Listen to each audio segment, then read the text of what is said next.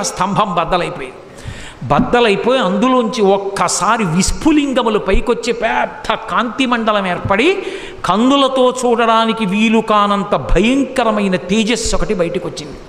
ఆ తేజస్సులోంచి పట్టుపుట్టం కట్టుకొని స్వామి నిలబడ్డారు.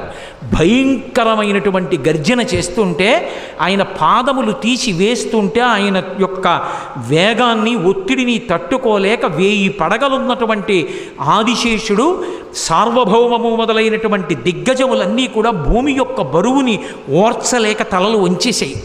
ఆయన పాదములలో చక్రరేఖ, శంఖరేఖ, పద్మరేఖ, నాగలి, అమృతభాండము మొదలైనటువంటి దివ్యమైన చిహ్నములు కనపడుతున్నాయి.